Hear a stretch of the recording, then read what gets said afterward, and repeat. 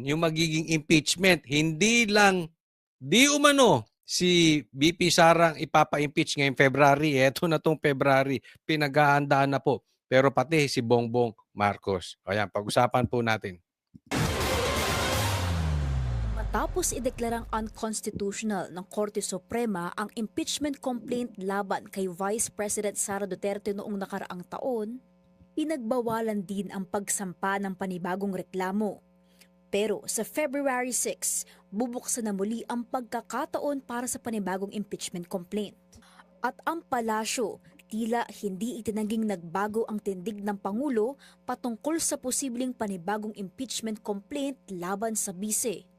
Ang tanging tugon lamang niya sa akin ay kung ano po ang pagtrato sa pag-iimbestiga sa flood control projects, mga anomalyang flood control projects. Ganon din po ang gawing pagtrato sa paggagawa or sa pag-iimbestiga patungkol dito sa impeachment complaint. Yon. Teka muna ha. Okay. Nagbago. Saglit. Ilagay lang muna natin dito sa, wag na yung si Claire, yung mukha, si Tiwasan. Ayan. Okay. Naalala nyo po, dati, ang stand ng ni Bongbong Marcos patungkol sa impeachment ni BP Sara, parang hugas kamay. No? Parang dumidistansya sa madaling salita. Pero pag tiningnan po natin ngayon, nag-iiba na ng tono ang presidente. Parang ang sabi niya, tatratuhin ko yung impeachment ni BP Sara kung paano niya tratuhin yung pag-iimbestiga sa flood control projects na dapat managot o yung sangkot di umano sa nakawan sa ghost projects ay managot. Parang ganon, di ba? So nag-iba na. Dati dumidistansya siya. Ngayon, managot na ang dapat managot. Okay. So, ikinukumpara etong ghost projects kung paano niya tinatrabaho at saka itong impeachment ni BP Sara. So, sa madaling salita, may bago na namang pangako si Bongbong Marcos kay Sara. Ano yun? Ha? Ano sa tingin nyo ang bagong pangako ni Bongbong Marcos kay Sara? Hidden po ito. Ha? Hidden to. Maaaring may pag-uusap si Bongbong Marcos at saka si BP Sara. O, hindi natin alam. Pero ito nangangahulugan dyan. Ha? Si Bongbong Marcos pagtatakpan si BP Sara. Uy, grabe. Paano naman? Saan mo naman nakuha yung balita na yan? Kay Claire Castro. Pangako niya yan kay BP Sara. Bagong pangako, hindi yung dating pangakong napako ha. Ngayon po yung pangako. Bakit? Paano ko nasabi? Paano niya ba tratuhin yung pag-iimbestiga sa ghost projects? Paano ba nila nilulutas yung mga magnanakaw di umano sa ghost projects? Yung may mga flood control projects. Paano? Yung pangunahing sangkot, yung pangunahing o sabihin nating mastermind, yung pangunahing iniimbestigahan, nililihis. Di ba? Nakita nyo ba si Tambaluslos na naimbestigahan?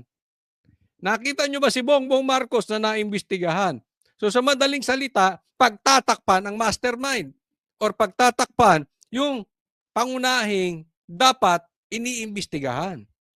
Sino ba ang pangunahing ini-impeach? Si BP Sara. O di pagtatakpan niya rin. Di ba? Ang ganda ng ang ganda ng pagkakadiskarte mo dito, Bongbong Marcos ha. Kasi real talk po tayo. Ha? Kidding aside, real talk. Pasado ba sa inyo? Ilagay nyo dyan sa comment section.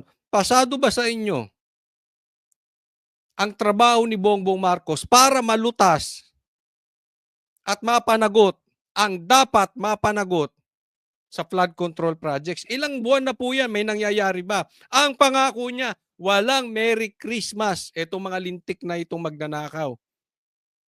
Ang pangako niya, maraming makukulong. Marami bang nakulong? May big fish bang nakulong? Wala.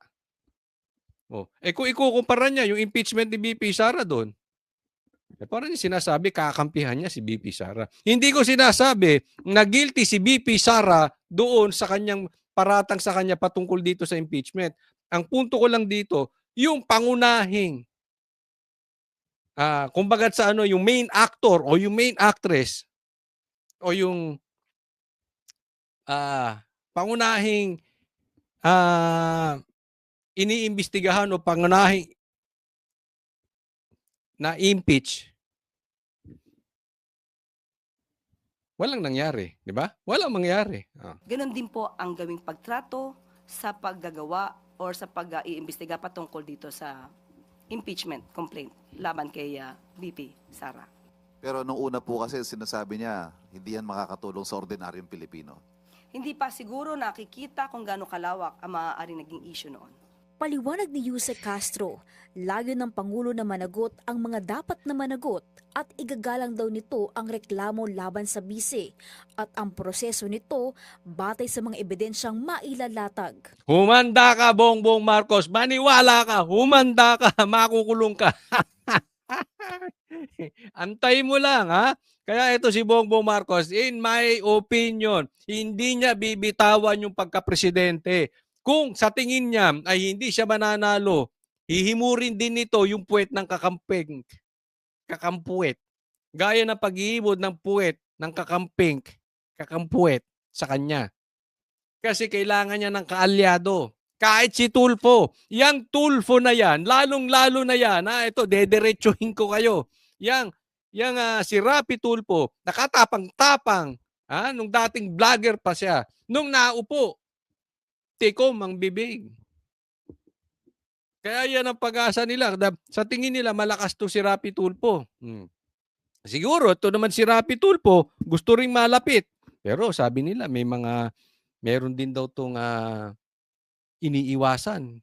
Kaya hindi binabanatan. Ang mga flood control projects.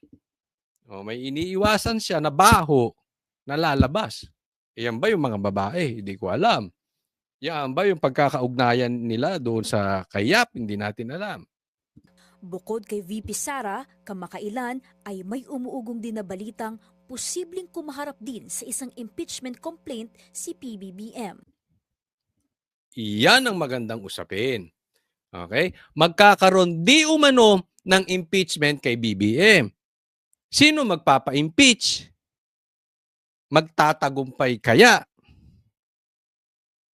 Karapat-dapat bang i-impeach talaga si Bongbong Marcos? Nasa timing ba? Yan, sasagutin natin mamaya-maya.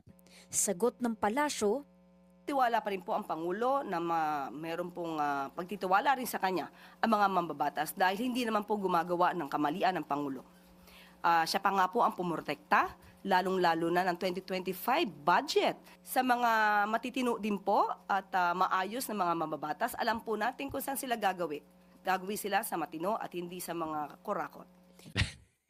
ang Malacanang hindi pa lubos na matukoy kung sino ang may pakana ng niluluto umanong reklamo laban sa Pangulo. Ang paglalabas, di umano ng balak ng mga supporter ng mga Duterte na magsampa ng impeachment. Sinasabi ng iba, ito para makaiwas, di umano, ang Vice Presidente sa mga isyong paglustay at mga di umanong pagtanggap ng pondo, milyong-milyong pondo mula sa mga drug lords. Ang Pangulo po, unang-una, hindi po siya nagnakaw ng pera.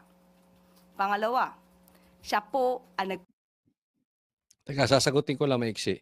Sabi daw, ang Pangulo daw ay hindi nagnakaw ng pera. Paano mo naman nasabi, Claire? Yung tulay nga ninakaw niya eh. 2 tulay na po ang ninakaw niya sa Duterte.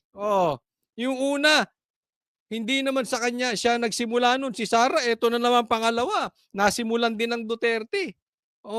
Tapos sasampa siya ron, aangkinin niya. Ganyan po katindi magnakaw niya si Bongbong Marcos. Yung isang very, very obvious na hindi dapat para sa kanya, kinuhan niya. Yung pakayang perang nakatago, yung pakayang confidential funds nito, hindi niya nanakawin.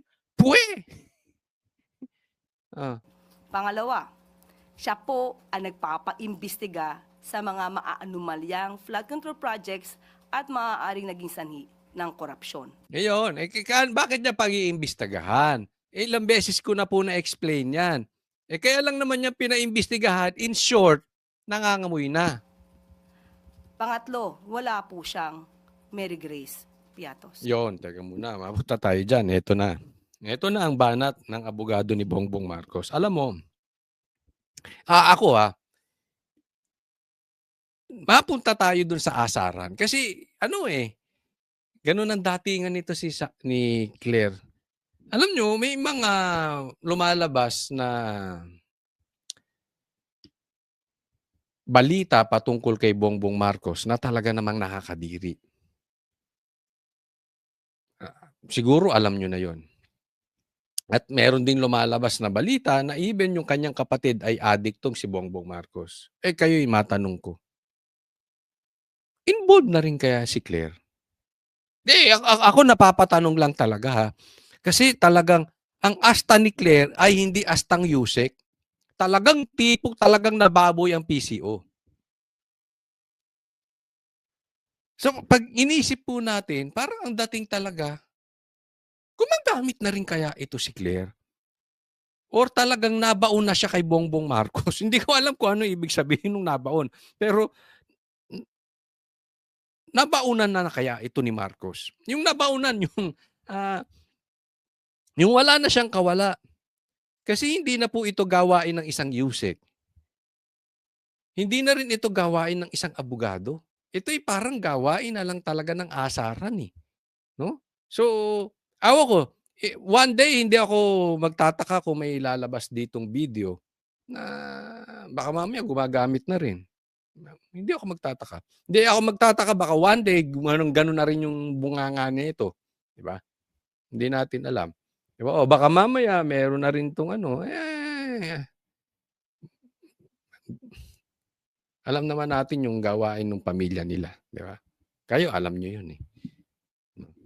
Pero puntahan natin dito yung sinasabing gusto ko lang i-discuss.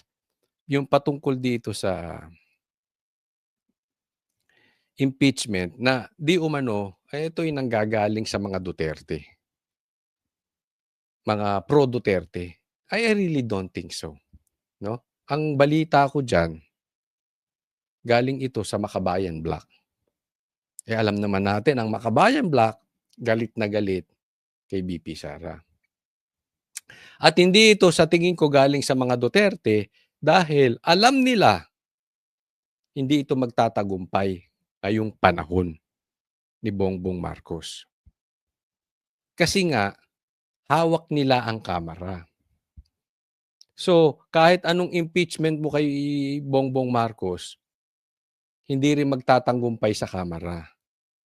Diba? Karamihan dyan, hawak sa liig ng kanyang pinsan. So, pag tiningnan po natin talaga, hindi po yan ang magiging strategy ng DDS. Malayo po. Long shot yung mga pinagsasabi ni Claire.